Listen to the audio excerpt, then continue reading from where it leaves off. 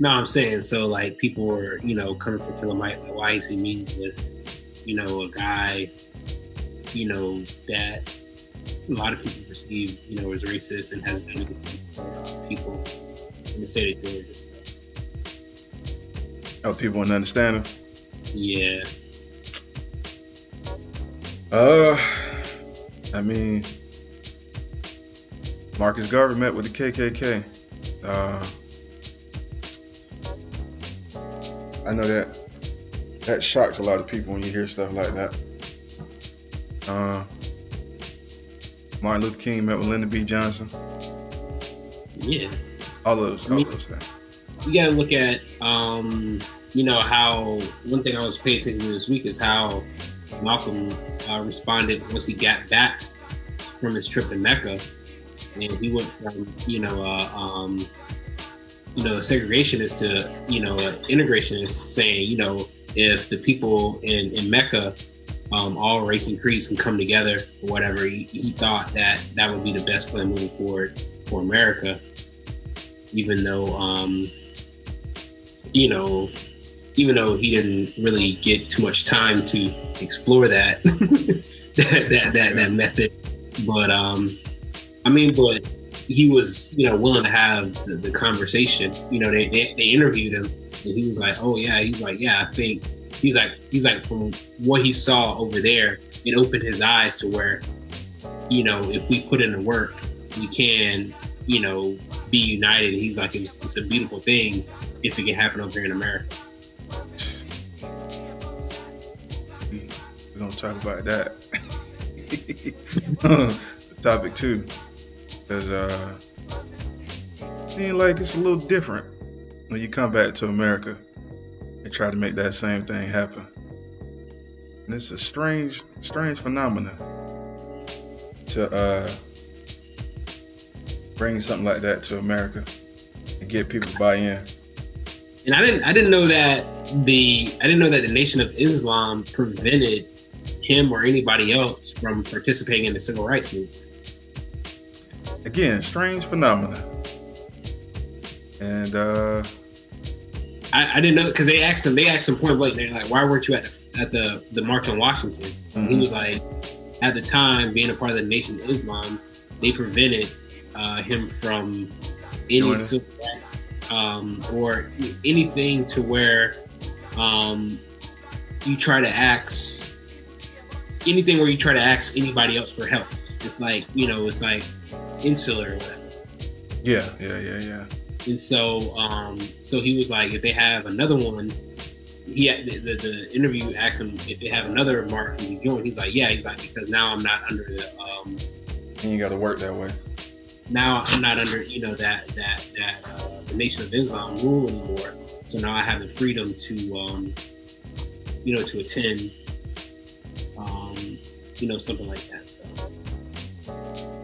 and it's kind of rough, man, because there's so many different aspects that it don't be as black and white as we kind of want it to be sometimes when it comes to dealing with this stuff. Yeah. And then even when you got people that are zealots, that are willing to get out here and die for it, they got to run into how the game get played. Yeah. It's still a game. Yeah. A lot of people don't be feeling it like, man, you selling out. It's like, I still got to do this for us to get what we want. Yeah. I just thought it was interesting because, like, I had never paid attention to the interviews. Like, I, read articles and,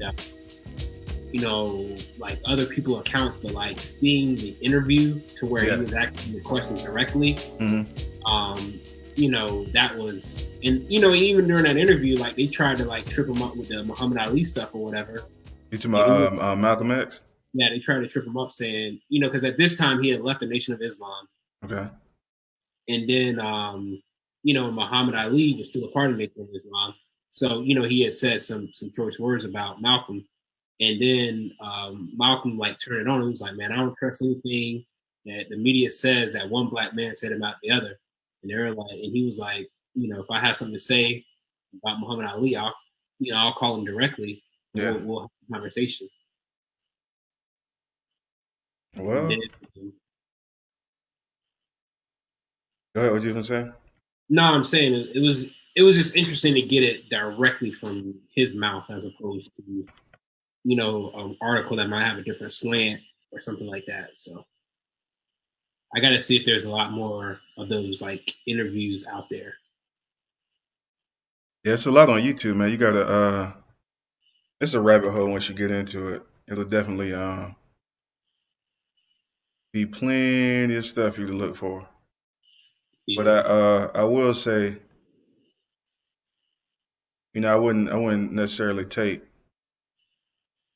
that particular interview as a indictment. You know what I mean? Like on the relationship. I mean, maybe he was a bit upset. You know what I mean? Because Muhammad Ali or with the Nation of Islam or what? like Malcolm converted Ali, so and that kind of probably stung a little bit.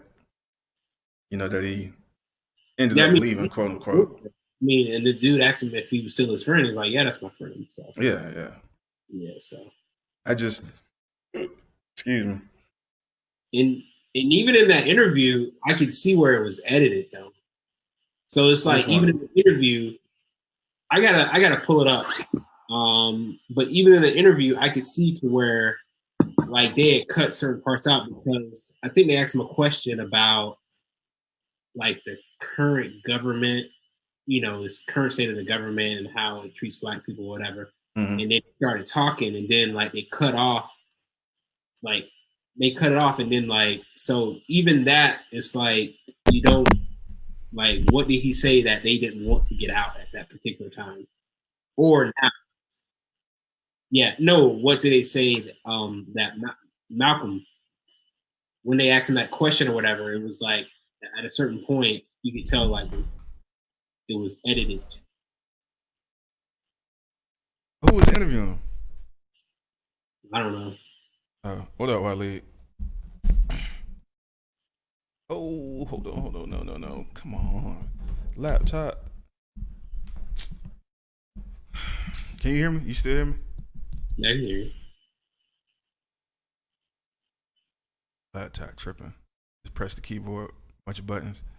Nah, man, that I feel like that'll lend itself to a discussion about what people that are choosing to fight, how they should do it, what should be, thought of, or how we can engage in the fight, because it's like really nuanced.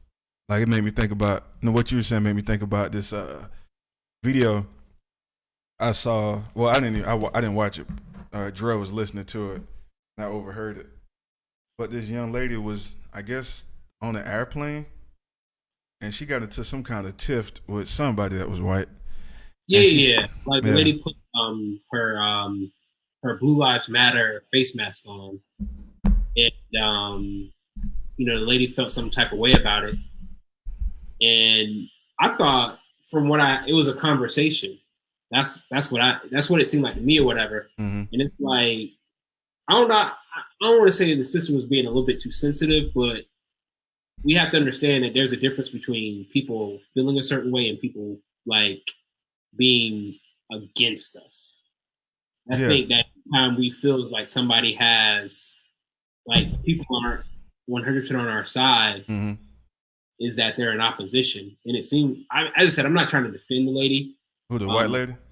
Yeah, I'm not trying to defend her, but it's like, all right, if you feel a certain way about something and somebody feels opposite, is them expressing their opposite feelings of that, is that deemed racist? Like if you say Black Lives Matter and she says, no, Blue Lives Matter, is that lady automatically racist? In that example, yes. But there's a whole, like it takes a lot to slap the label on her. But I would just let people have it. Like, is she racist? Yeah, she racist. Let's move on. But I think the problem with what I was hearing in the video was the black lady. I loved her spirit. Again, she was a zealot and enthusiastic about it. but I feel like she was new to the game. Like she was excited to show you everything that she had recently learned about the plight, right?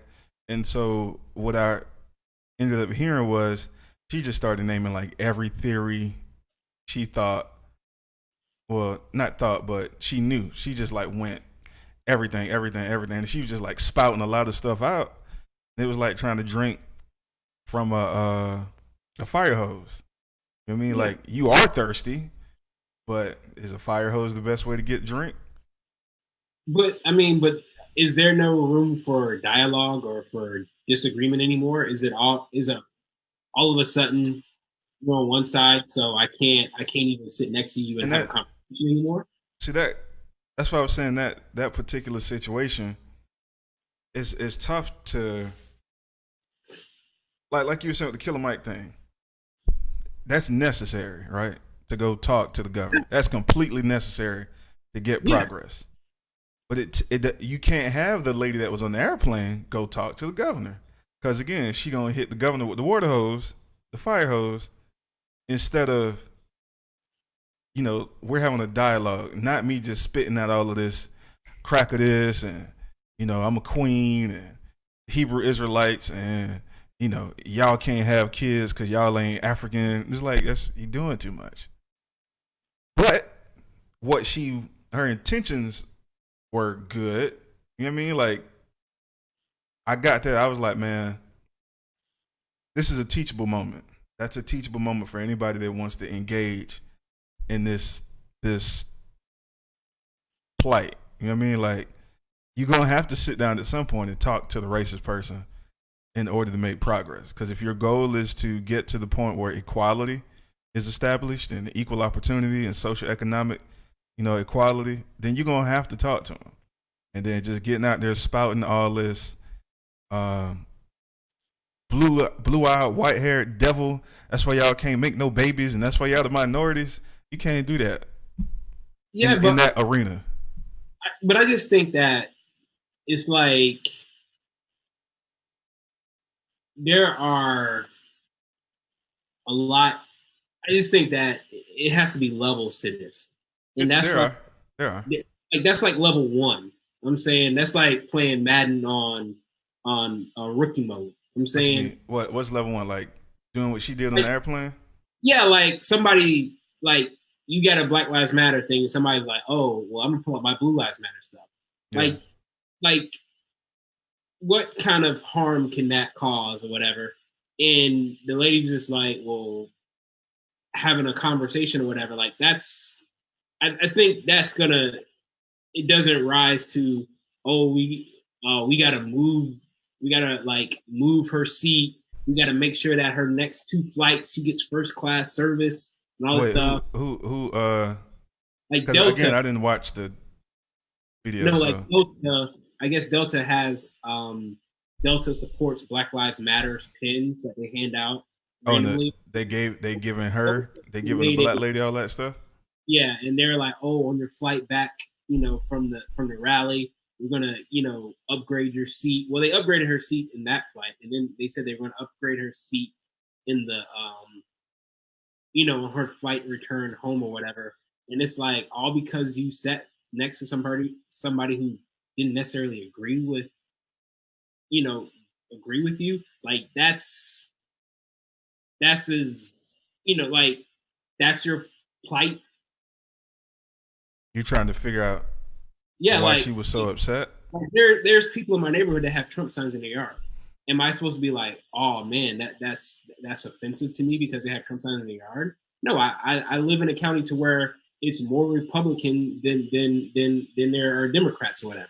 So that comes with the territory. But I'm not offended because they choose to show their support for a certain side that I don't agree with. Yeah, I don't think that those situations are equal. I feel like those are two different situations. Yes, you're getting a perspective on what somebody in the public thinks. Your situation at your house, that's private property. They can do whatever they want to do. You know what I mean? Like it's like I heard somebody talking about.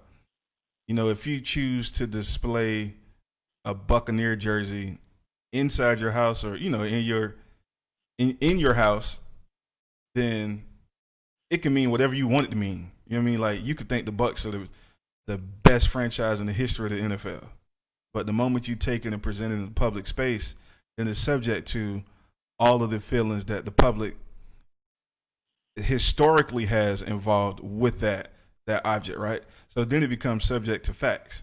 So then you go, well, the Bucs only won one championship. So that's reason number one, they're not the best team in the NFL history.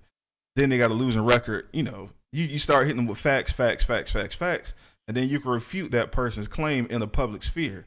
So if they just displaying it, again, on their property, in their home, there's no harm, no foul. So that I feel like the neighborhood thing is completely, man, do what you want to do. That's your house. But I think where the flight situation was a bit egregious is because that's technically considered a microaggression. Because if she wasn't one already wearing the mask that had Blue Lives Matter on it before she saw the Black Lives Matter, she was antagonizing and trying to strike up conflict. And so because of that, that's why you had the emotional reaction that the black lady had. So like I was saying, she wasn't wrong. She felt the right thing because she was antagonized, right? But I think she was excited to share the information that she knew in the defense of, Black Lives Matter. And I think Delta did the right thing because the lady is a microaggression. I mean, I feel like that's a case closed kind of thing. But I just wish the only thing I knew about it was what the lady was saying and people were laughing and all of that stuff. And at a certain point when she was spewing all these different random facts, I was like, well, okay, now you're starting to sound new. Like, because she wasn't wrong. She just wasn't handling it. She didn't handle it tactfully. You know what I mean? Yeah, but that's what I'm saying. But if you can't handle that, like if you can't handle that microaggression, like you might not be built for this. Like that's just my. I ain't go. I think what we should do. Handle a conversation in a question. Yeah, like, I'm with you.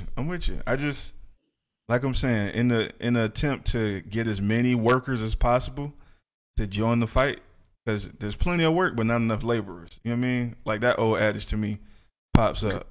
And because we have so much work to do in defense of equality, I would say, this is just the teacher thing coming out. You know what, sister, great job. We need more passionate people like you. You mind, coming to work with us so we could equip you with some additional tools next time you encounter that. And then at that point, you could let her know, don't be afraid, which she already got. Be impassioned, which she already was. And then, it's just a matter of coaching. Like, self-defense, when you teach your kids self-defense, that don't mean every time somebody say something, they automatically go to punching and kicking. You know what I mean? Like, you do defend yourself, but punching and kicking ain't the thing to do all the time. So, like I said, I feel like what she did, wonderful spirit. Did she put her hands on the Blue Lives Matter lady?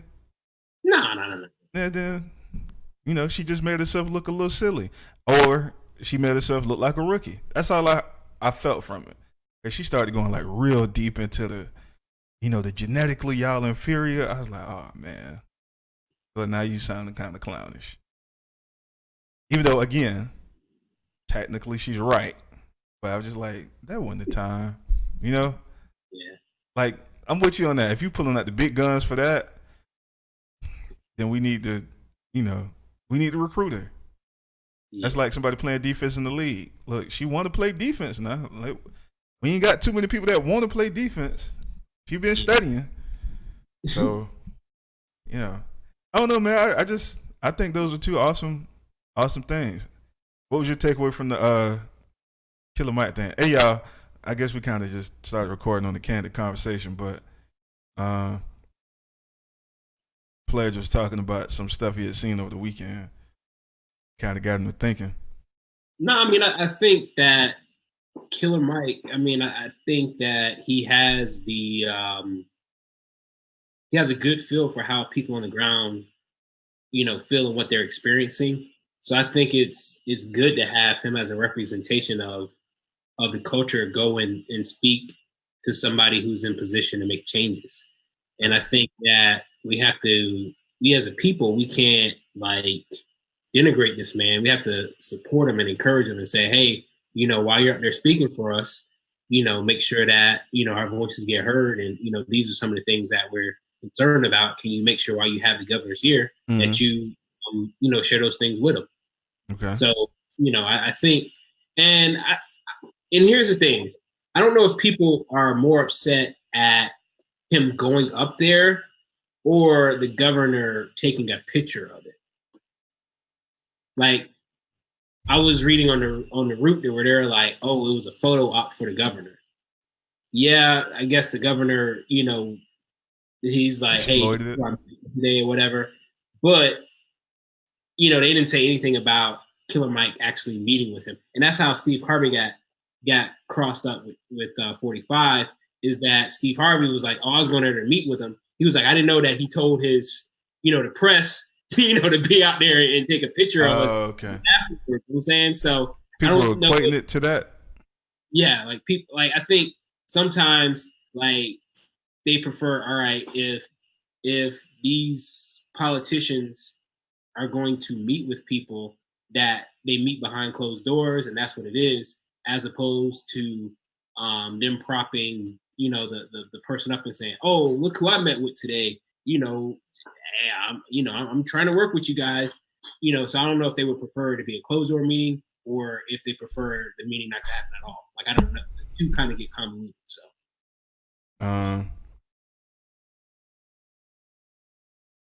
Again, I feel like it's I just don't think it should be exploited, though. I mean, you got to remember who you're dealing with first and foremost. They definitely gonna exploit it. So, because for them, it's always an opportunity to say, "I'm partial, I'm fair, I'm a judicious leader." But in terms of being the person that is representing the other side, you just have to be willing to make some concessions and demands, because you know how impressionable the onlookers are going to be. Yeah. So, in the Steve Harvey situation, I was hoping Trump met with Mary J. Blige, Tyler Perry.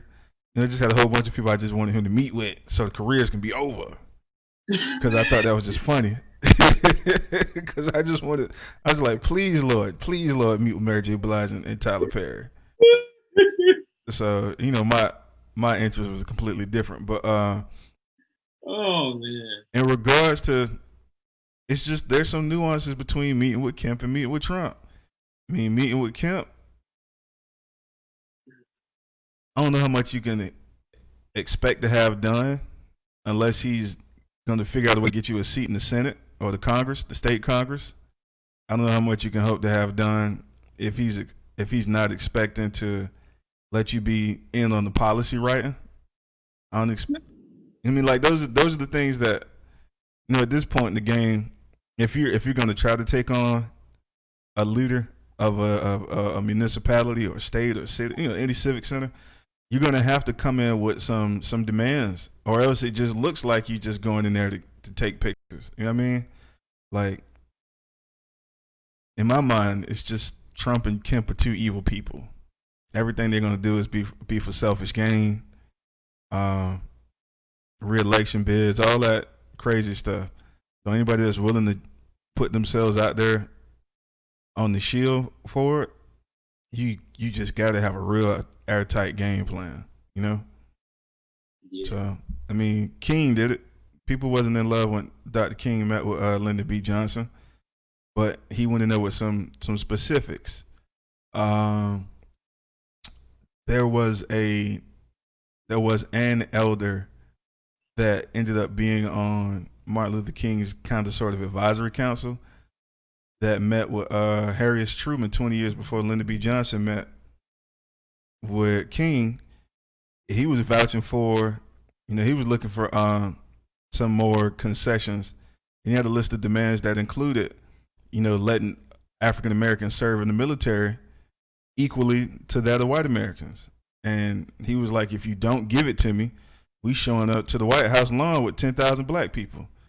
And then when he got a chance to meet with Truman, he went in there and Truman was like, yeah, I heard you want to, if I didn't let you guys serve in the military with equal benefits, you was going to show up to the White House lawn with 10,000 people. He's like, nope, it's 100,000 now. Stop playing with me. And so Truman immediately said, okay, let's get this law written, and turned around so that African Americans can serve in the military with some with equal benefits. And that was all because these were the black train car boys or bus car boys. These guys were extremely organized, and the person that was the leader of it and the figurehead that ended up meeting with the president at the time, they were extremely organized and had a list of demands that they were willing to fight for, and that if they didn't get them, they had a backup plan to say, well, since you're not giving me that, this is what you're going to suffer with. And, it worked with Truman. And then when King was trying to fight for the civil rights legislation and it wasn't working for King, King recruited the elder from 20 years ago to say, well, I don't know what to do. How did you get Truman to fork over the moves that he gave? And he was like, well, I threatened to show up on the White House lawn with 100,000 black people. And so King, King wasn't the architect of the March in Washington. Yeah. That was like the third time it had been proposed to the president. It's just that King was the person that was the principal speaker. And so, King gets a lot of credit for that. But I would say to the people that are looking at Killer Mike and thinking that he's a sellout or, whatever he betrayed in their mind, ask if he had a list of demands. Ask what his plan was just in case the demands weren't met. And if Killer Mike can't answer that, which I assume he can, but I don't know, then you could be like, oh, that nigga was just out there to take pictures. That's what they say about T.I. up here. A lot of people feel like T.I. just be out here just saying stuff to get pictures and press. I don't know. I personally don't know. Excuse me. Uh-oh, hold on. Let me plug my laptop. Hey, go ahead and do the show intro. Hey, ladies and gentlemen, welcome to That'll Be $8, the podcast, aka the Black Awareness Rally, a podcast. You can be rocking with anybody else in the world right now, but you are here with us, and for that we do appreciate you. It's your main pledge, and I am with my main man B, and we welcome all of you guys to the discussion. As I said, we kind of went down a rabbit hole with a conversation about some things that happened this week. But we do have our normal parts of the show scheduled to run, like our Black Awareness Rally, where we will highlight the community moment, the entertainment moment, and the Miss Black Awareness Rally moment of the week.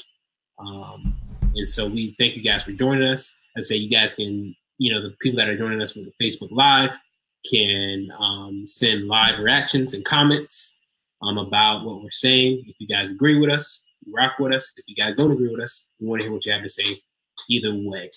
So as I said, we welcome you guys to the discussion. B, say what's up to the party people.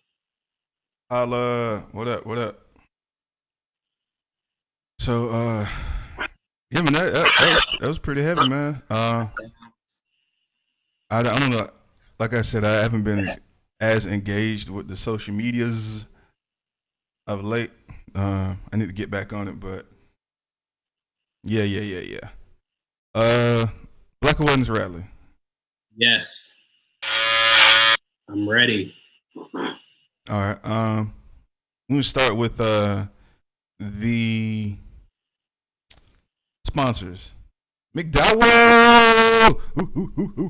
McDowell's. You know what I mean? They got the Golden Arches. We got the Golden Arcs. They got the Big Mac. We got the Big Mick. You feel me? Black owned and operated since 1984. You know what I mean? Support. Just a small time business owner trying to put his daughters through college. Give them the life he never had. So shout out to Mr. McDowell.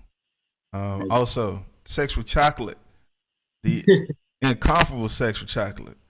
We still think y'all, man. Look, man, when Sex with Chocolate gonna get their own versus battle? That's what I was gonna say, man. Who can go against Sex with Chocolate in a versus? And it's got to be somebody like, iconic, like Earth, Wind, and Fire, the Commodores. You know what I mean? Ohio players might be too small. What about him and Bobby Brown? No, see, Sexual Chocolate is a band. You want to get the whole? Oh, so you're not just going with Randy Watson? Nah, you got to go whole Sexual Chocolate. No, but he don't never let the Mother Brothers sing though. Like Randy. See, this is why me and Drill need to get this VH1 Untold Story of Sexual Chocolate off and popping. You know the brother that was playing the bass that had the fro hawk with the S curl? Yes. You got to see him on the vocals. Yeah, we ain't never make it to that far in the song. Randy, he be hogging the stage every time. Hogging the stage, hogging the mic. You don't tell Philip Bailey to move out the way when he be singing. You know what I'm saying? Ain't nobody tell Lionel Richie get out the way. There's some dissension amongst Sexual Chocolate that hasn't been brought to the forefront. This ain't the show for that. We don't highlight beefs. We won't highlight beefs. But on the VH1 special, we're gonna cover full circle everything that's been going on through the Sexual Chocolate. Full circle. You know what I mean? We're gonna hit him with a where are they now? You know what I mean? My boy Mr. Watson deserves more respect on his name. Put some respect on his name. But yeah, man. Appreciate you, Watson and the crew. Continue to rock with us through all the ups and downs, the changes. It's been a whole year. They could have dropped us by now. They sticking with you, boy. We done dropped a few followers and subscribers, but Watson been true to the game. So shout out to Sex Chocolate. Big up the players for making that one happen. This is awesome. This is so awesome. Let's get to it. Let's go with the community moment. The city that is famous for To Kill a Mockingbird, they just elected their first black mayor ever. Okay. It's a small town in Alabama. It is Monroeville. They nominated their first African American mayor, and his name is, what is it? Come on, B. Boy Reed. Hold on, y'all. Hold on. Charles Andrews. Woo, thank you. Charles Andrews, 5,700 residents of the small town, elected 65-year-old black man. And thought that was a huge accomplishment. Way to go, y'all. Definitely. All right. For my community moment, I am going to shout out some NBA players and some entrepreneurs that are revitalizing the South Side of Chicago. I'm going to read from the article. NBA players Robert Covington, Luau Dang, partner with entrepreneur David Gross and the National Basketball Association, Players Association, who revitalize South Side Chicago neighborhood. Kind of go on our own, an inner city focused real estate fund announced its first Chicago-based project in partnership with Houston Rockets forward Robert Covington and former Chicago Bulls and two-time All-Star Luau Deng. And they got some other former players, including Matt Barnes, to be investor partners. The Impact Investment Project aims to transform a south side of Chicago neighborhood through an affordable housing and community development initiative that will improve quality of life through increased public safety and access to critical social services. So whoa. That is using your funds, your impact, and your platform to really make things happen. And that's one reason why I was a strong proponent of the NBA continuing to do what it does, so they continue to get what they need to get and go back and make real positive change in their community. And not only are the players stepping up, but the NBA Players Association, who's actually run by a sister, believe it or not. Okay. They are stepping in to contribute like some of the health and recreational services for this community fund. So not only the players involved, but they also got the NBA Players Association to donate some funds and some initiatives to the project. So all around, that's a good look for everybody involved. And as they work like the city of Chicago, I hope they reach out to one of our loyal listeners, to see how involved in that project. Right. That's good, man. Mark. Big facts. Yes. That's major. Major. Let me go to Black Awareness pageant. Miss Black Awareness pageant. Shout out to who you gonna do? You gonna do something about that happened in Florida? No, I was gonna do something about sister that's been making moves in marketing. Okay. All right. She got this chief marketing officer at Prime Video and Amazon Studios. Sister by the name of Ikwana Ojo. And dark skinned sister. You probably didn't see a picture with it. But yeah, she's been making major marketing moves. I think like for CoverGirl and things like that. But been in the marketing game for 20 years. Has held some huge campaigns that people have put millions of dollars behind her expertise, and now she gets to do her thing for Prime Video and Amazon Studios. Yeah. Something that the streaming game is something that honestly blacks are heavy consumers of. Yeah. And to get some representation, a seat at the table to where we have on our own that are making moves in that space. So big ups to that sister. Wow. Wow. I just scrolling trying to find something to have, but I just saw something really crazy about Ti. Hey. Okay. Wow. All right. We'll probably talk about that later, but yeah. The Black Awareness pageant contestant I have for this week is a mother-daughter combination out of Hollywood, Florida. That's in Broward County. The ladies are two original residents of Deerfield Beach, Florida, and they bought 2 Shell gas stations. So they were longtime business owners, and they were able to broker a deal with Shell Corporation to franchise out 2 locations down in South Florida. They're making their rounds throughout the net for the accomplishment, and it's pretty huge, man. Legit hustles. You mean sister just putting it together? What's up? I said I know that hits close to home for you as well. Yeah. My high school is in Deerfield Beach, and the area that they're opening up the gas stations are near where my sister and her husband used to live, so pretty close by. So I don't know if you remember Bert Gibbs. Bert Gibbs say he stayed nearby the gas station, so it's pretty huge, man. A lot of cats is impressed, and hopefully people go out and support monetarily to show the Shell corporations that it's a worthwhile investment for them, because I know the sisters had to go through a lot of financial flexing just to prove that they had what it took to run the business. So the unfortunate thing is, them being the first to do it, there's going to be a lot of eyeballs on them. And so hopefully the community comes out and supports and shows that, we could run it too, so I know they ain't the first to try it. I know that much. Yeah. And just to kind of give you guys a little bit of a background of how gas stations make a majority of their money. They really do not make a lot of money off of gas, because gas is regulated price. And so gas is just to get you to the location. The majority of their money by people coming into the store to purchase things.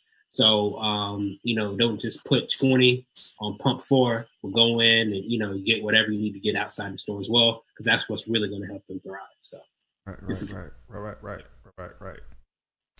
What you got? All right. So for the community moment, I want to shout out a sister who created a free Black mental health care app. It's called and the sister who created, her name is Jasmine Pierre. And it is a app that people can download on iOS or Android, and they can go and research mental health topics and get questions answered that will help them through this tough time. And I know that the sister, she was doing an interview this week saying that this is a really trying time, because of COVID, because of the the social unrest that's going on. So people need, mental health resources now more than ever. Thankfully, the stigma upon, of Black people, going and getting mental health services, thankfully that's being going away. But this sister, she created this app 2 years ago, and she's happy that it's in place that helps serve people right now, because people need it now more than ever. So we want to give them a shout out. Once again, the app is called Safe Place. And in addition to that, it'd be $8 being a safe place, for us to get together, communicate, struggle. Y'all can go to that app if y'all need help too when we're not here. So shout out to that sister that's making it happen in the mental health community. Word up, yo. People still say that? Is that word up? It's not here now. It's coming back. Okay, we're finna bring it back. Word up, yeah. Right. I was a bit frustrated with my search for entertainment news because I didn't want it to be huge for the art segment, but it looks like it's going to end up being huge anyway. But let me go on my Twitter, because I posted something on Twitter that I think would stand into place, because I don't want to keep talking about the stuff Jay-Z doing, because I don't want to feel like we just out here just trying to promote mega stars like Jay-Z donating money to this bakery that was owned by a Black lady who had been rejected 86 times in her attempts to secure investing in the last 2 years, and Jay-Z stepped in and gave her $1 million. But I don't want to talk about that, because we always talk about Jay-Z doing stuff for the community with his status as a billionaire. I like some other people that y'all like talking about. That OB back. I didn't say it. I didn't say it. There's an app. There's a couple apps. Let me say this first. They are making it their business to stream HBCU games, Black travel shows, Black home decor shows, and Black cooking shows. And it is called Aspire TV. There's also another. It's actually a TV channel as well. See? I know. Look at you. You be known. What about Miss Cleo? Miss Cleo a thing? Huh? Not Miss Cleo, Lord Jesus. My Cleo TV. I didn't know about My Cleo, but Aspire, and I think the only reason that I know Aspire existed because they were willing to take the chance to show reruns of The Cosby Show. Yeah. How's that going? I don't even know if they're showing them anymore, but I know that Aspire TV, and I want to say they showed A Different World too. Aspire did. And I think they were the only channel that was willing to take that chance. Do it. I think that's flipping awesome, man. Baby with the bathwater, because Henry Ford, his racism and anti-Semitism, they ain't stripping forward after a lot. But Cleo TV, that's CLEO TV, and Aspire TV. Those are two places that you can get, again, HBCU games, which are being streamed live and reruns, home cooking shows, and home decor shows. Oh, and travel shows, all Black. I'll be interested to see the home decor show. Like that's kind of become my thing lately, is home decor. Word. Yeah. You see, we trying to go up. I mean, I wouldn't share out of the rest of the crib, but it would take too much movement to make that happen. We got a lot of equipment to move. Yeah, man, that was one of the things that right after I finished getting the show designs renovated and learning how to put all this stuff together for live streaming, I just plunged headlong into just decorating the crib. And so, with the help of my mama and my sister and some people on Facebook, I was able to get some nice spots added to the repertoire. Cause brother used to just hit Ross up, just being Ross all the time. Maybe Walmart and Target, but yeah, man. Shout out to the fam and the ladies for helping the brother go OD with the decorations. Most definitely. But yeah, but Aspire, they've been doing their thing. I forget the two brothers brothers. I think they're twins. They used to be on ESPN. And I think they played in the league for a little bit. But they are the ones who break down the college football, the black college football games. Okay. And I think show to where and I can't remember those brothers' names, but they used to No Huddle? I'm not sure, but they used to be on First Take a Lot, arguing with Skip. It might have been like the cold pizza days. But they used to be on ESPN, and I think now they're primarily on Aspire, doing the black college sports shows. Yeah, but shout out to Aspire. I got to check out their app. I know I used to catch them on TV, so I got to check out the app now. Let me make sure it's an app. Maybe it was a station. Well, no, actually, I just typed it in on my phone, and I can look at 1, 2, 3, 4. But it page is full of previously aired HBCU games. So it's pretty huge, man. Yeah, I was listening to a podcast about the demand that we have. The whole HBCU thing with sending the top talent to HBCUs instead of PWIs. And there is a lady that works in the NCAA to get HBCUs to look at how they can secure funding to further, the enterprises of being black programs and having sports. And she was saying one of the biggest things that she noticed outside of the reach of, programs promoting it with social media is we got to support them. Yeah. Like, we just don't go. And she was she's an African young lady, and she's Jamaican. She's Jamaican. So she grew up in Jamaica and then moved to America and went to a PWI. I think she went to Indiana. And you know how sports is completely different in Indiana. I think it was Indiana. Yeah, I think it's completely different in Indiana. But anyway, she went to Indiana. But she was saying when she started working and started going to the HBCUs, she was sad by how few people were actually inside the games.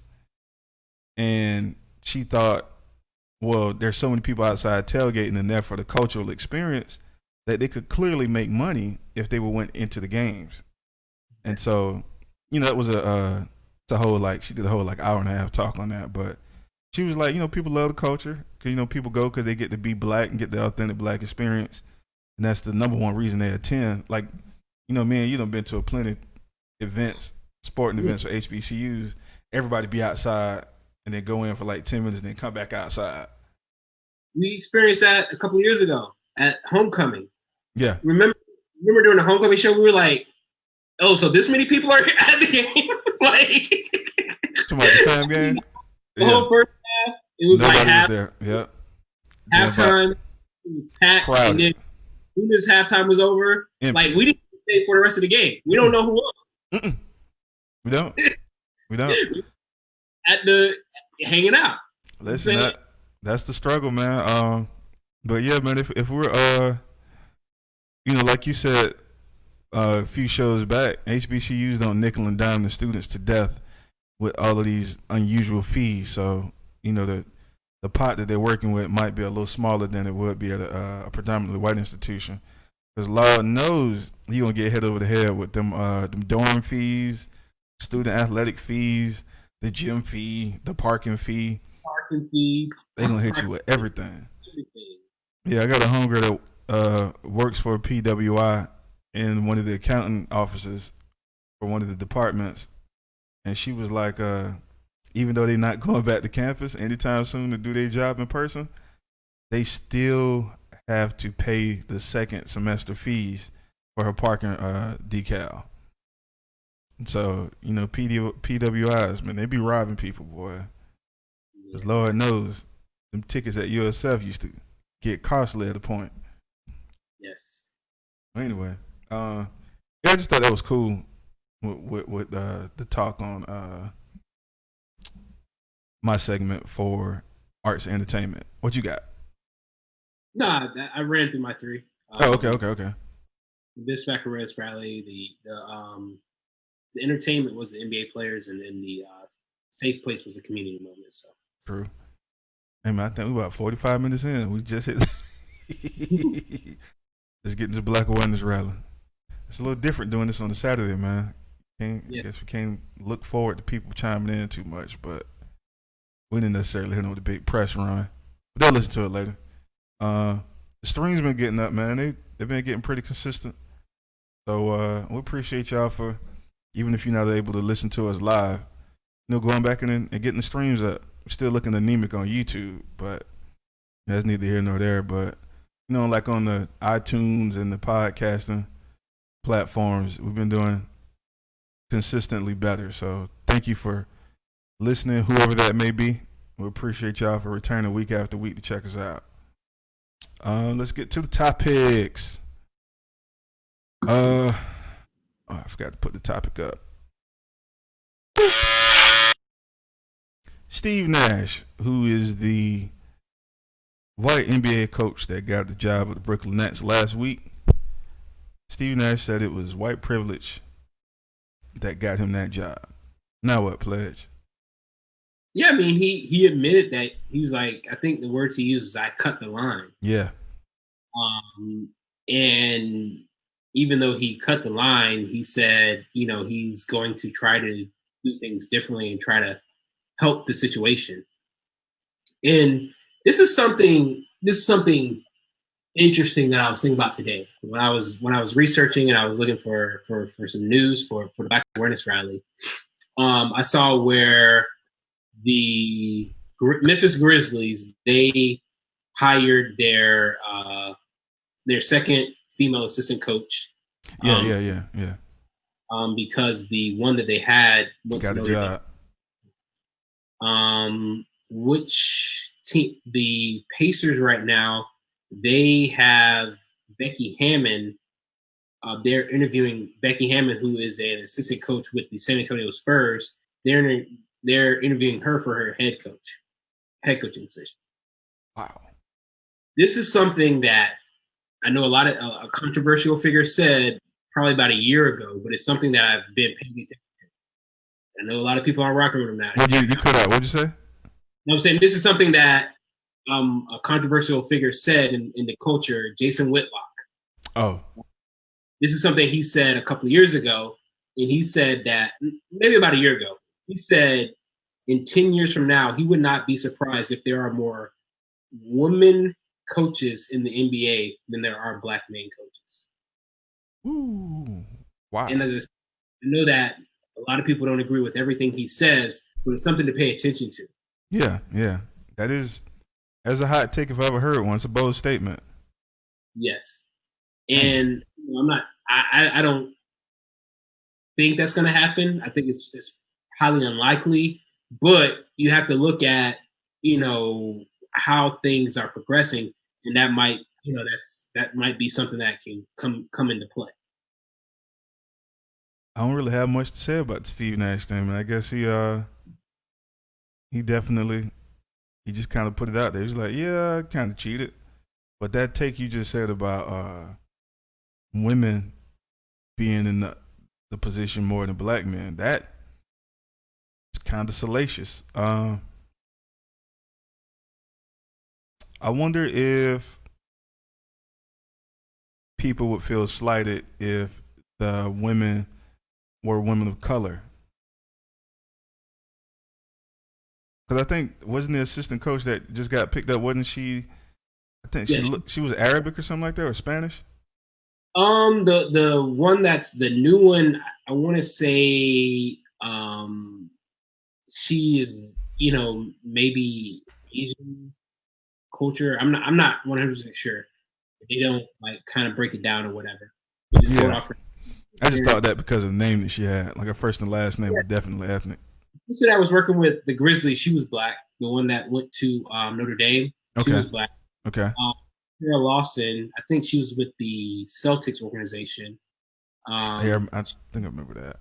He went to Duke to head their women's basketball team. Look, man, meritocracy, bro. That's all I think anybody wants. We just want a fair shot. If you're saying these are the avenues that we have to take to get somewhere, then honor that. Keep the integrity up. I just wonder about some of the guys that were overlooked for the Steve Nash position. Like, wonder who was overlooked, I should say, or who feels slighted. Because, you know what? I take that back. Somebody came out in the week since Steve Nash got hired and said players need to do a better job of speaking up for us too. Oh man, was that Alvin Gentry? We brought that up last week when we brought up the point of, KD and Kyrie had some say in this, and I understand that KD had a working relationship with Steve Nash from his days at Golden State. Mm-hmm. You look at a coach like Alvin Gentry, who was unfortunately let go this year. Nate McMillan was unfortunately let go this year. Mark Jackson. It's obvious Mark Jackson's been blackballed from the league. That's unfortunate because he can't even get an interview, and he's from New York. He's right. born and raised right. in New York. Played at St. John's. And he can't even get an interview for a New York or a Brooklyn job. Mm-hmm. So yeah, it is a situation to where these brothers, they, not only do they, and I forgot. I think you brought up an article to where you pointed out to where there were some situations to where brothers were able to just kind of jump in as opposed to go to the assistant. I think you brought it up on the other podcast that we have. The nosebleed section. We have so much content out there that I confuse the two, but I think we discussed it on there to where, to kind of somebody clapped back at Stephen A. Smith for Charles Barkley. That it was that there were examples of black coaches who were kind of gifted positions that they didn't necessarily go up the ranks for. So, right. But as I guess Steve Nash, him kind of acknowledging that, how do we feel about that? Like, is it? He still took the job. He didn't turn it down. He's like, no, I ain't gonna take that. Honestly, man, I know I didn't lean into it a lot last week, but it's what he said it was. It's white privilege. He had a chance to do something.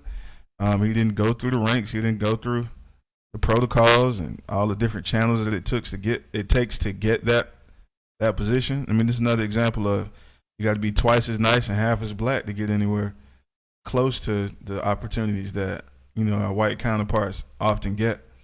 Like in Doug Gottlieb's breakdown of Steve Nash and Steve Kerr, all the other guys that might have had the similar experience as Steve Nash. He was talking about how Steve Nash's track record is kind of scatterbrained, or it never suggested NBA coaching. He went to be like a soccer analyst for 2 years. Then he was in production. Didn't he have this production video? Yeah, he just all over the place. And then I guess the second he was like, you know what if I could be a coach? He just got the job, like a premier job too. He was even the job that he had with the Golden State Warriors. They said that he pretty much showed up when he wanted to. It wasn't like It wasn't even the schedule. It was just an open door policy. Hey, practice is at 2, be here at 1. It was like, all right, well, I feel like going in and working with the guys today. Like that's that's kind of his approach to the position that he had in Golden State. Just kind of make me think about because wasn't Steve Kerr the GM while he was playing in Phoenix? Steve Kerr was the GM after he stopped playing, and then he went back into TV.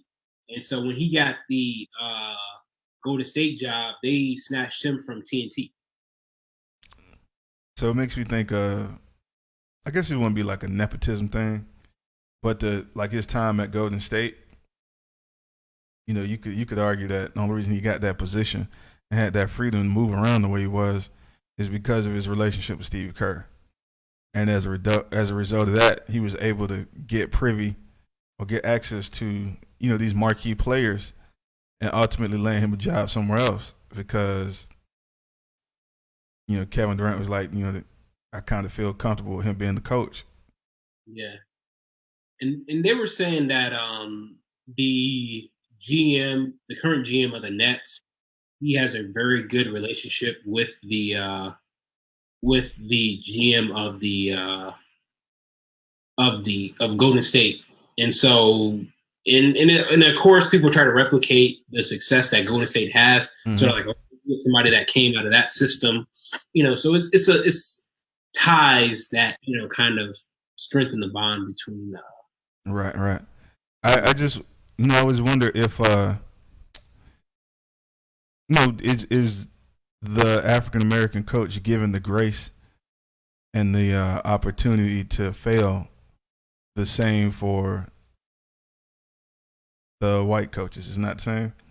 No, in black coaches who've gotten those positions will openly admit it. I remember, I don't think I'll ever forget it. I was watching a press conference of it was a Colorado football coach. And, he had gotten fired, and he was saying that, he was like, I knew that the way I produce is going to determine if other black people other black coaches get opportunities in the college football landscape or whatever. Mm-hmm. And he was like, I had that responsibility on me or whatever. And he said, that's the thing I'm most sad about, is that, me not doing my job might prevent other black people from getting a job. That's, and the thing, the most recent example of that is Willie Taggart with Florida State University. Yeah. I'm a Florida Gator fan, been a Florida Gator fan for life. But if it was one thing that made me root for Florida State, it was them hiring Willie Taggart. Yeah. And as I said, I didn't want him to beat Florida, but I wanted him to win every other game. And not the Alabama game. The other 10, they could have went 10-2.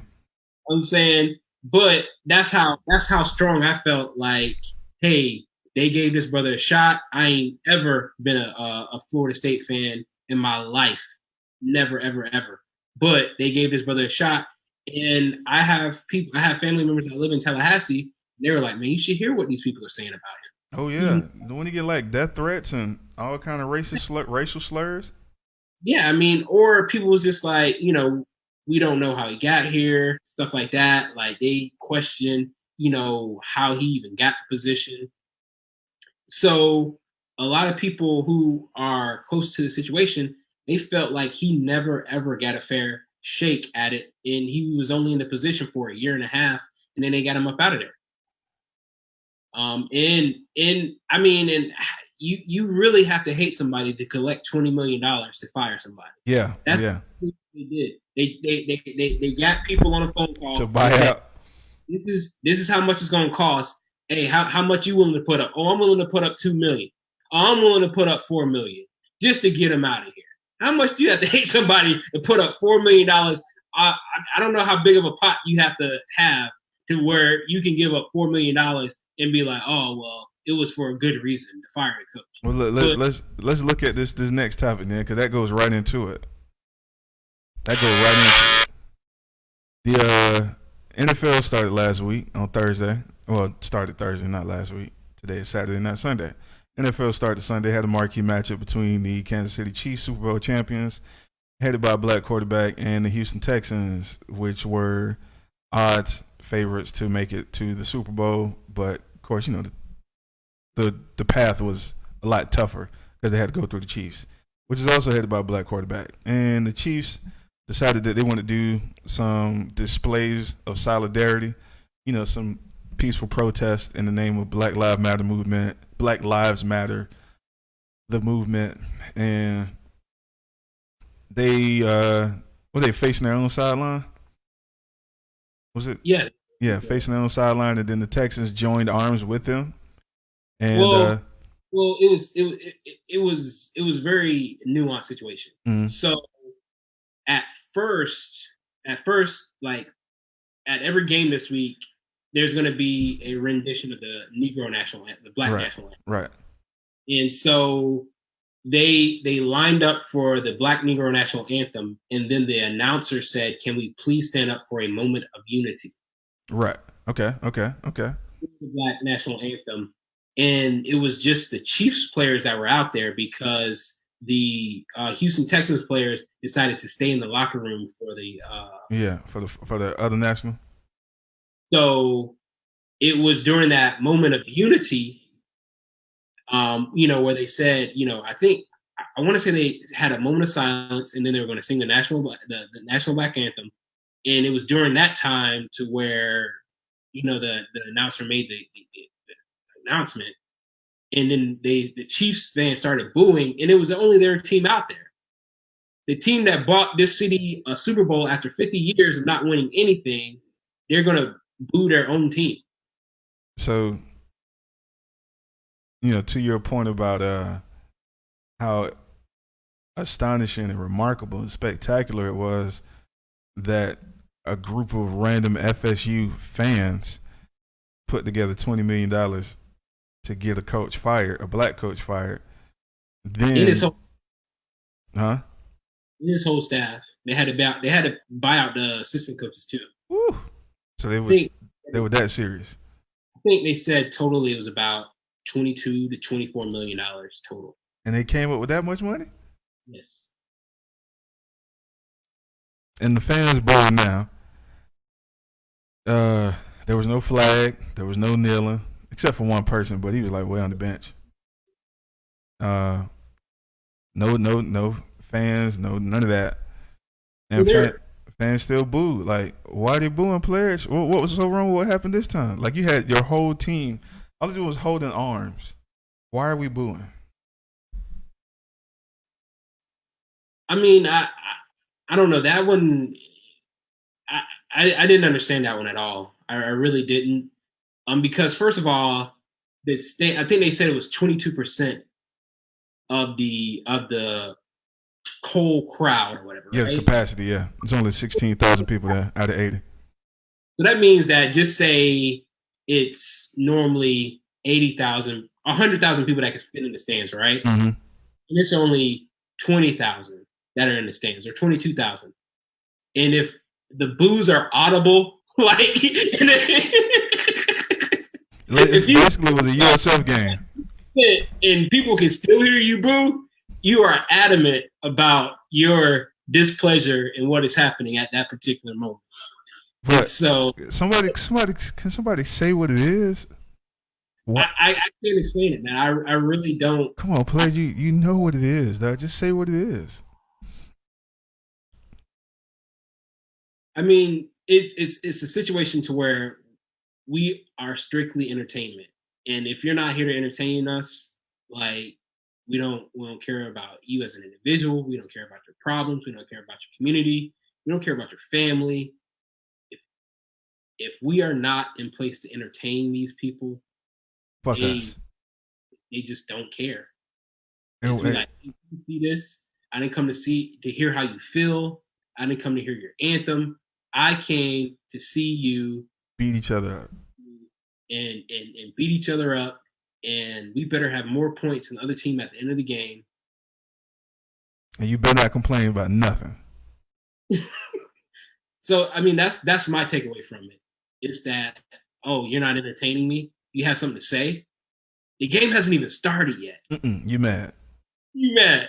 Well, no. Again, they made it so there was like no real way for you to be mad.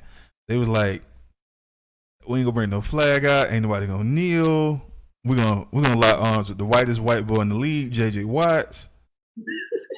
Like JJ Watts was confused as hell. He was like, I don't get it. Well, I don't understand. JJ Watt was like, yeah, because the coaches downplayed it. The coaches was like, oh no, we didn't hear anything. JJ Watt was like, oh no, I heard it. Yeah, I'm standing right by you. I heard it. God damn it. But JJ Watt was sad. He was like, oh my God. What's wrong? Like, what did we do wrong? I was like, JJ, welcome to our side of the fence, Playboy. Anytime you are talking about or discussing the autonomy of the black body and the black person and trying to give them the acknowledgement for being a whole human, you're going to face some backlash. And it ain't even because, not like what Ryan Clark said. I think I found out he's a Kappa. I want to look into that further. Anyway, if he was a Kappa, big up to the Noops for being on TV. But anyway, Ryan Clark was, he was going on and saying that, if it was the cancer, breast cancer awareness, y'all want to protest, he was just listing a bunch of different things that if they were doing the exact same acts, people weren't booing. But the fact that it had something to do with defending black people, y'all lost y'all natural mind. It's probably they're looking like World War Z zombies. Cause that's every time I hear somebody being racist, I just equate it to the zombies in World War Z, which they look like ravenous dogs chasing at people. But white people in certain economic groups, I'll say that. Only the bigots, because not every white person feels this way. So let's be nuanced in that. But your bigotry is born out of a sense of you actually feel inferior. You actually feel like you're gonna lose something. Like, put it this way. California just introduced, I'm not sure if it got passed, but introduced a bill that would give the inmate firefighters, the guys that are in prison, but are also serving as firefighters for the state in the wildfire situation, which they do every year. They're thinking of, once they're released, pardoning them so that they can go to school to get paid to be firefighter.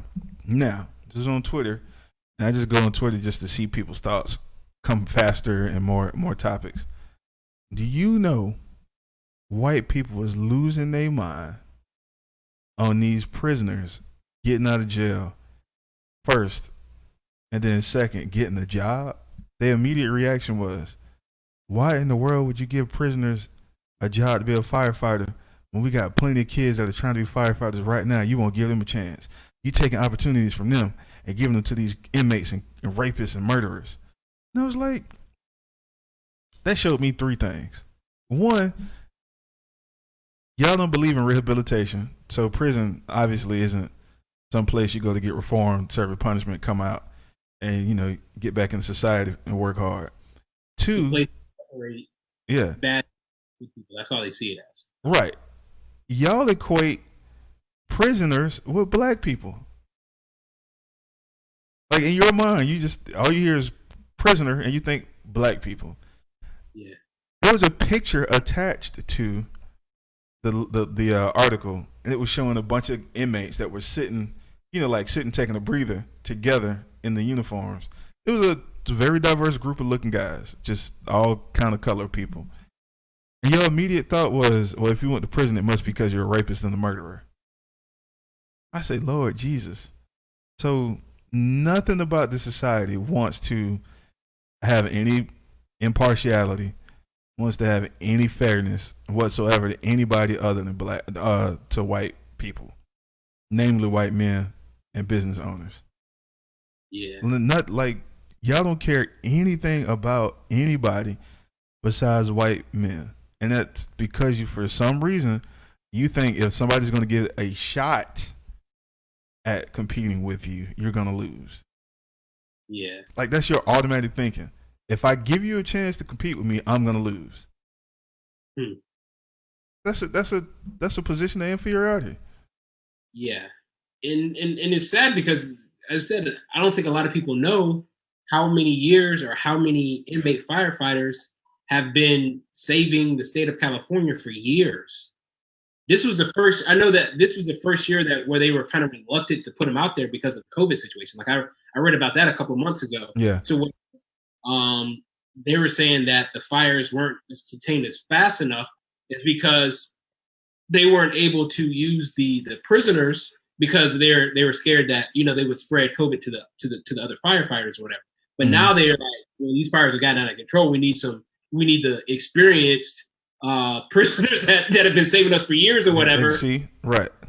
And then people are like, oh, it's been prisoners. It's like, yeah. Do you want a state to live in, or the state can burn down as long as prisoners aren't the one that's putting out the fire? I don't want to get raped. I don't want to get raped and murdered. I don't care what happens. As long as I don't get raped and murdered, I'm good. It's like, yo, you sound like a fucking demon. Yeah. Like, can't nobody reason with you when it comes to anything about equality. Yeah.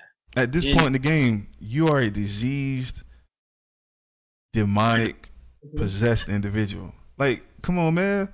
Like, your whole mindset shift. Like, how you be a Chiefs fan, right? And you going out there to celebrate all this wonderful stuff. Your team just won. And then the minute somebody says, I stand with black people, you get mad and lose your mind and start howling at the sight of your black quarterback embracing his blackness. Like, let's be honest, Patrick Mahomes don't look particularly black. He doesn't particularly act, black. And all that stuff, and his friends and his social media posts are usually white guys. Nothing wrong with that. You can do whatever you want to do, brother. But he's black. He's a black man. He's passing, but he's a black man. You telling me because this guy decides to stand in solidarity with the other half of his ethnic makeup, you upset? It's not good? You finna boo him? Like, did you see his jersey that he had on in the post-game conference? No, I did not. I think it was the Negro League Jackie Robinson jersey. I was like, oh, that's what we doing now, Patty? $500 million man finna start being black? Wonder how they gonna feel about that. Yeah. But man, that just shows, man. I don't know. Tell me, I know that Patrick Mahomes, he once he got that huge contract, he invested in the Kansas City Royals. So this is somebody who's an integral part of the community there in Kansas City, and he bought them something that they've been searching for. They ain't had in 50 years. You was right. They ain't had in 50 years. But because he decides to open his mouth about people that are him and less fortunate than him, they got a problem with it. It has no basis in fact. It has no basis in science.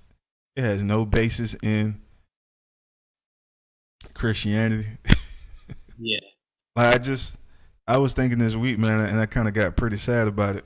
And not, like cry sad, but just kind of, I felt a weight sitting on me because anytime you talk about fairness and impartiality and just being a decent fucking person, people get mad at you and start labeling you and yelling at you and barking at you, and then they, in many instances in this country, want to fight you. And we're in a situation now, man, where it's nobody's fault. Pandemic is happening. Nothing that we did to make the pandemic come. Like, just it happened. It happened to the whole world. Yeah. And we have watched leadership over and over and over say because of the people we think live in this area would benefit from us helping them, we're not going to help them because we think they're black people, or we think they're Democrats, or we think they're liberals, or we think they're this and that and that other. Like, they're not going to vote for us, pretty much. I mean, just like how we don't get their vote, so they don't get our protections. That's really what it comes down to. Because I guarantee that's so evil, man. Yeah, I mean it is dead wrong.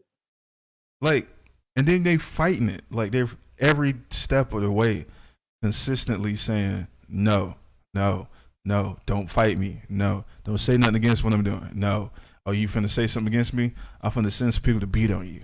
Oh, you saying something against me? I'm finna sue you. Oh, you saying something against me? I'm finna take away your right to free speech. This is the battle, man, and I feel bad because a lot of people that are in that oppressed group, they're also adopting the mindset of these people that are oppressing them. Like, take the label of liberal and conservative. That's so baseless. Like it's a stupid label. But let's look at again the pandemic thing, or we could look at, because everything we've been talking about today, except for Steve Nash, has been an example of this. People that are less fortunate being given a leg up or a chance to survive, not to do anything special, just stay alive or to be employed, right? And so in the Great Depression, we had a government bailout or some what they call social reforms that the whole country got shaken up to make some new things. Then we had the Fair Housing Act in the 60s. Then we had like Levittown getting built between the 40s and the 60s. And then we had the Civil Rights Bill in the 60s. And then we had the GI Bill in the 40s. And these are all landmark things that were enacted by the federal government to give to everybody in the country because the situation was so dire for everybody in the country. Not that anybody did anything wrong. It's just that everything was so dire, right? And so we've had all these instances in American history, and then we come to the pandemic. And then we have a guy and a group of friends of his that refuse to make a call that would benefit everybody. And you got the people that are suffering along with the oppressed group saying, do not help us. Nothing's going to happen to me. And you got people dying needlessly from this because you just, in your mind, if you give help to somebody, it goes against some kind of fabricated ideology. That made my heart heavy, man. Like, you could have sent everybody home for 2 months, employed people that desperately needed the money to build hospitals, put hospital beds, transport goods, hire them to transport, build roads, just like FDR did during the Great Depression. He made cats build interstates and dams. He was making a way for people to eat, so they felt like they was working. And then in the meantime, you got Social Security getting built. You could have been giving stimulus checks to everybody just for two. You could have just gave out 2 stimulus checks if you made everybody stay home for 2 months, just so you can get the world fixed or the country fixed, so we can go back to normal. But instead, you let this demonic mindset of yours, because I can't explain it any other way to say you're possessed by a disease or a demon, to let this situation go on for 7 months, pledge? 7? He's possessed by power. That's what he's possessed by. And that's evil, man. He's possessed by people who, no matter what he does, will continue to rock with him. That is intoxicating in itself. That I can do whatever I want to do. Here's the thing. He's saying I can put your life at risk and you're still going to vote for me. Vote for me. I can downplay a situation where people are dying, not just liberal or Democrats are dying, where everybody's dying. Everybody's dying. I can put your health at risk, and guess what? On November 3rd, you're still going to vote for me. Still. When I stumbled on this page on Instagram, and I want to share it so much, but I keep telling myself not to do anything that's technically political on the internet. But it's called Black Voices with Donald Trump. And I think it had 240,000 followers. And man, video after video after video after video is a black person espousing why they love Donald Trump and why they support him and why they agree with him and why they're going to vote for him and all these different things. And then I started thinking about some previous videos that I saw. supporters at a Trump rally recently without mask, and CNN was asking why y'all ain't wearing a mask. And I was like, man, none of these people are making sound statements. Like, none of this stuff is based in realistic perceptions of the world. Like, this one dude was like, I'm not wearing a mask because the pandemic is a hoax and it's not real and it's Democrat made up just to get Trump put out of office. And then the interviewer was like, well, Trump said it was a severe thing. I don't care what he says. He don't know what he's talking about. I was like, what are you? How do you sound right now? You're at a Trump rally. You said it's a hoax that trying to get Trump out of office. Then the lady was like, Trump said it was a serious thing that the world is dealing with. Then you gonna say you don't care because he don't know what he's talking about? I was like, Lord Jesus, like, the statement before by saying it was a hoax, because where did that wording come from? Him. Yes. And so I'm like, we can't reason with you. There's no reasoning with you. No, there's not. Absolutely no reasoning. We can't necessarily have a discussion with you in hopes of getting you to see the commonality between us. Yeah. At this point, I don't think we're going to win anybody from his camp over to our side. We just got to make sure that everybody on our side gets out and votes. Like, that's the only thing we hope. Like, I've been in sales for over 10 years now, right? Mm-hmm. And when you're in sales, it's this thing called you can go wider or you can go deeper. Okay.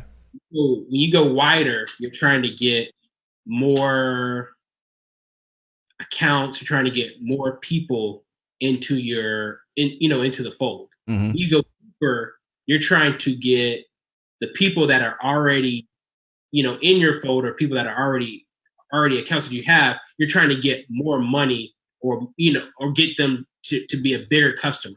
Right. So when I say wider as opposed to deeper would mean I have 10 customers, but I get $100 from each customer. Okay. Wider would be I have 100 customers and I only get $1 each from them. It equates to the same thing, but deeper and I bring that up to say this, is that I don't think 45 is trying to get more people into his camp. Right. He's just his camp to be a lot deeper. He's trying to get people to be ride or die with him or whatever. And I think at this point, this side we're trying to get wider, where we're trying to get as much people into the fold as possible or whatever. And as I said, I think he's just trying to get deeper. At this point. It's working, man. It's working. I know. For some reason, I've been seeing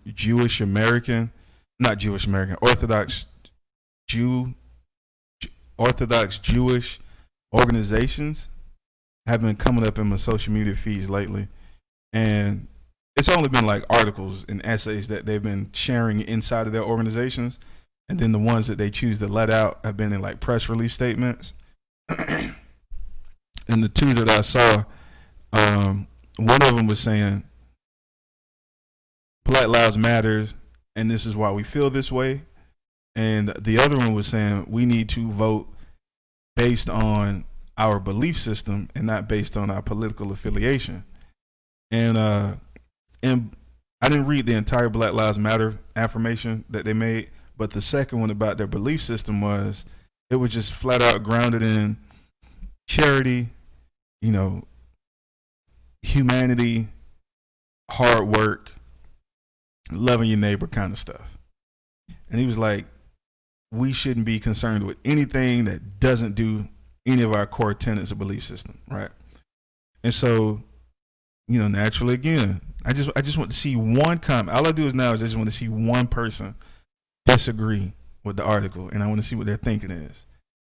And man, you should see the people that just, this person is telling people who to vote for. We need to eliminate them as a tax sheltered organization because they're mixing up church and state. How can they be anti-Trump? F them. And the people they didn't say anything about any candidate. They just said this is the only thing that matters to us. And so, man, I'm like, to your point, Trump's base is they're just zealots. He don't need no kind of rhetoric. I mean, no kind of facts or science, any kind. It's just all about emotionalism, dogma. And then the other side is we're still trying to figure out how to recruit, like you said, as many people. They call that big tent. I think it's big tent government, where you try to get as many different groups of people inside the house as possible. Yeah. And some days I feel like it don't make sense to do that. Yeah. And I remember we were conversating a couple of weeks back, and I shared a quote with you that I heard, that comes in relation to the party, and they were saying that, no matter what happens, Republicans fall in line Mm-hmm. with the party majority or whatever, and they don't tend to vary, with the stance of the party or whatever. Right. And in the same sense is that Democrats seem to fall apart to where Yeah, you did say that. I remember that. everything is divisive or whatever. Mm-hmm. I think this like with everything that's going on, all the information that points you in a completely different direction of this being a logical person or whatever, it just goes to show you just how strong of a statement is that no matter what, they will stick with this guy, and they cannot be talked out of supporting him. I saw this one elderly black lady say she loves Trump because he's a religious man, he's a Christian man. She said that. She says, a Christian man, he believes, he's confident, he's done the most for black people ever. He keeps his hands out of religious affairs when it comes to churches, and everybody wins when he's in office. Then, and unemployment numbers are at their all-time low for black people. So I was like, all right, she's just spitting shit she heard from somebody else. Then I saw a younger girl. She looked like she was in her early 20s and had a kid. It looked like he might have been like 5 or 6. The little boy has on a Keep America Great hat. And then the mom says, these are all black people. The mom says, I admire Trump because he's optimistic, he's a great businessman, and he's very successful. And I was like, Lord Jesus.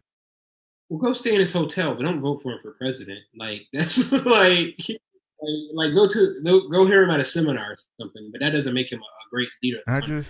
I felt bad, man. I was like, am I missing something, dog? Like, should there be no demonstrations in the NFL and the NBA? Should Trump not receive any push? Like, sometimes I feel bad for him because sometimes I feel like he's just doing stuff because he's tired of people calling him stupid. And I get that. Like, who can sit there and deal with people calling you stupid all the time? So sometimes I feel like he's just lashing out because he don't want to look stupid.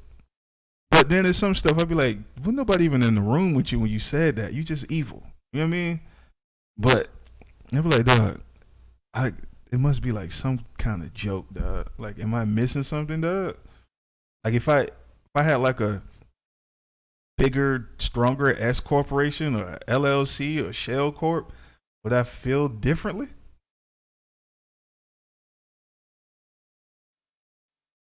Is it because I'm not a millionaire, though? Is that what it is? I mean, I don't know what it is. I don't understand like how anybody can still support this man. Like, I don't either. Almost 200,000 people died, man, because he thought inaction would be the best form of action. Like, he admitted, he's like, I just felt like if I just played it cool, everybody was gonna be straight. Which it makes sense. You don't want people to panic. That makes sense. But like somebody else said, you spend the rest of your day though in public trying to make people panic about other shit. Panic about it, immigration and all those other things that you try to make people panic about. Or the new one is that the suburbs is under attack.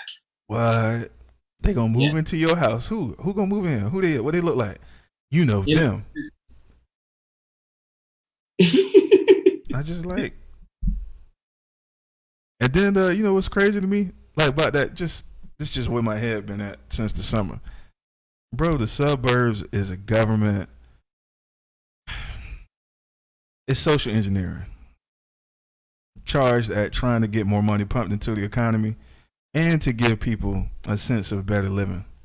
Because you know we was all living in cities or rural centers at the time, but then these suburbs started springing up, and you got the suburban sprawl and packing all of these houses into a small area and giving everybody a sense of, you know, like home ownership. You're giving them access to a dream, right? Like that whole American dream is a house, 2 kids or 2.5 kids, and a dog. That was social engineering by the government, and it, you know, cul-de-sac right down the cul-de-sacs. Cul-de-sacs exist because it's easier to get the flow of traffic in if they go in a circle instead of going to the end and having to back up and turn around, because they want to get more people into cul-de-sacs. And then what happened as soon as the suburban sprawl came, it's like, all right, let's start selling some appliances to the women that are at home because we need more money to come out of their hands, out of the household. Like this entire concept of suburbs is a plight to get money out of you. So I'd be like, man, white people, y'all don't get that y'all getting played. Like y'all just, what y'all getting out of this that y'all just so adamant about killing anybody that gets in the way, because they will kill you.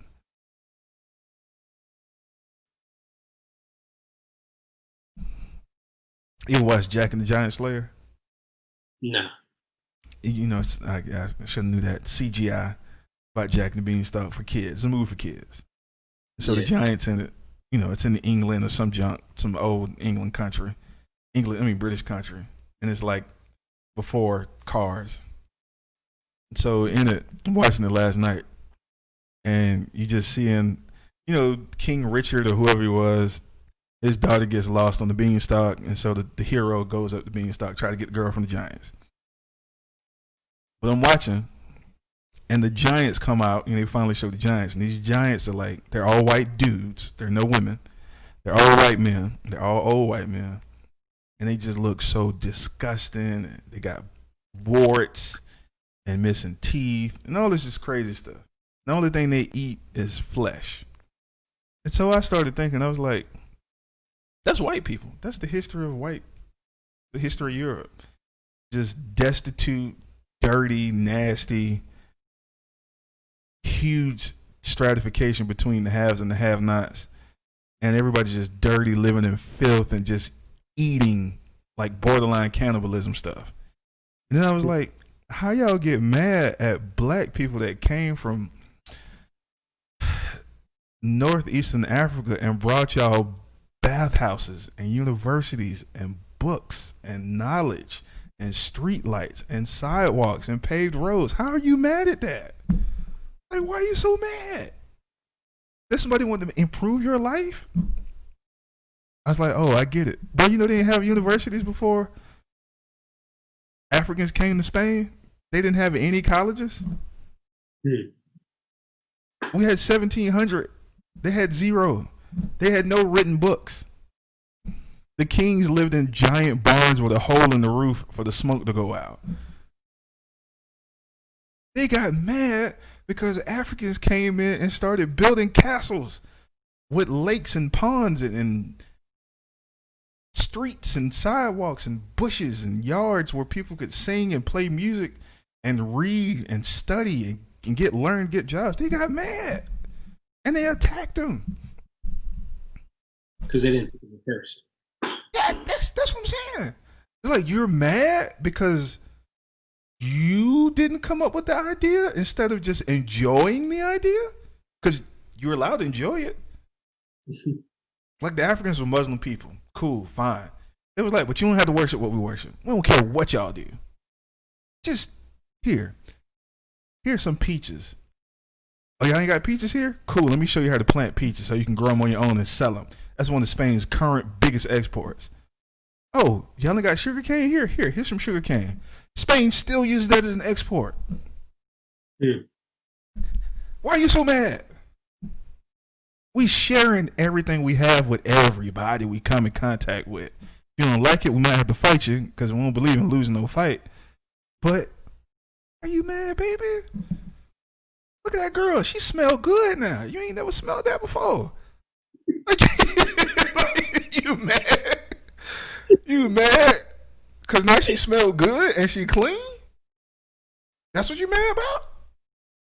Are you mad cause she laying out here sunbathing? Or in the bathhouse naked and smelling good with these oils and stuff we put in her hair and feeding her fruit? You mad?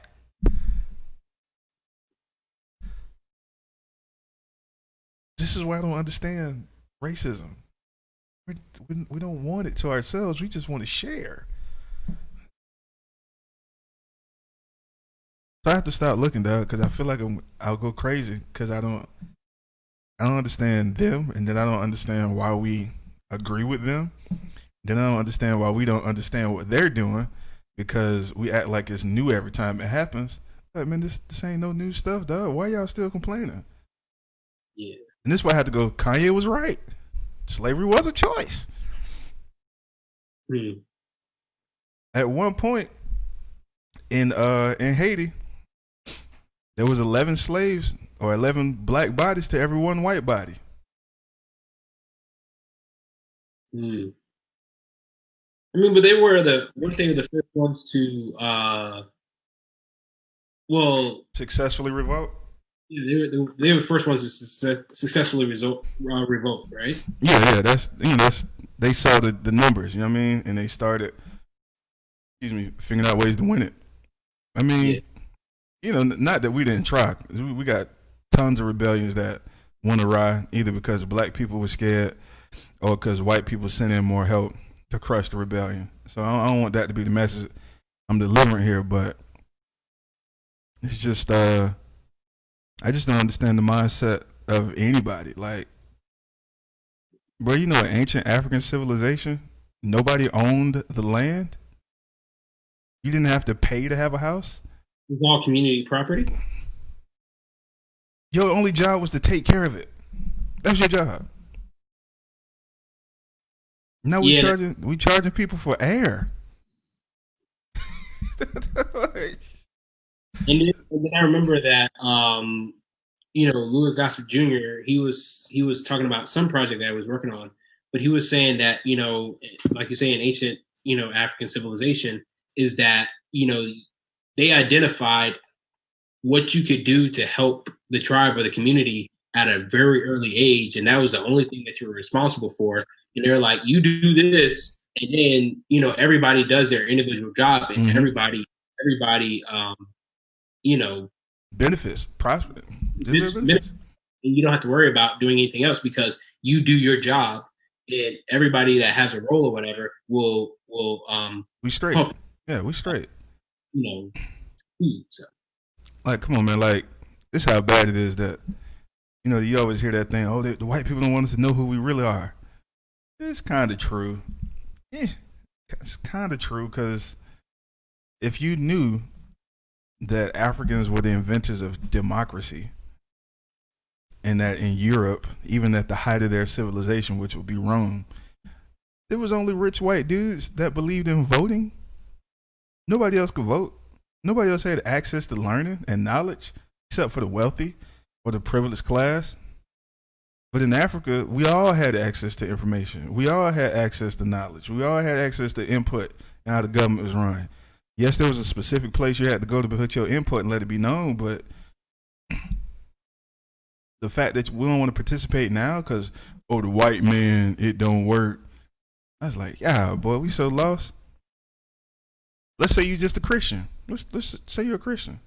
How you be a Christian person but fight the government on taxes?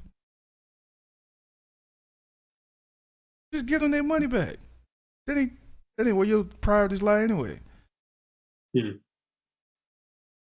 So that's why I'm trying to be this new guy that just loves Tyler Perry's success. Not Tyler Perry, but his success. Good thing Tyler Perry did. Oh, did you see the Charlemagne the God is getting a podcast network? Yeah, I saw that. See? Way to go, Charlemagne. See, I can do this. Don't have to critique anything. Just, hey, Yo, I'm pissed the Clippers didn't end the series last night, playing around. But my real team won, so some consolation in that. Yes. Y'all gonna shut it down tonight? Oh yeah, no doubt. Go ahead and get that extra rest. James Harden said he bringing the hammer tonight. Hope you ready. Yeah, ready. James Harden. Hey, I guess we'll say that for the other show. But yeah, man. 2 hours. We did it. I hope y'all enjoyed the show, man. Leave us a comment if you happen to make it this far into the show. I know the Saturday thing threw everybody off, but you know, life happens. My dog's celebrating life. Wish I could be there. You know what I mean? But hope y'all have a good time, man. Yes, man. For sure. Hey, man, let's say we appreciate everybody for rocking with us, paying attention, and tuning in. You know, listen to us, podcast services or whatever. And as I said, we appreciate the support. God bless. Peace.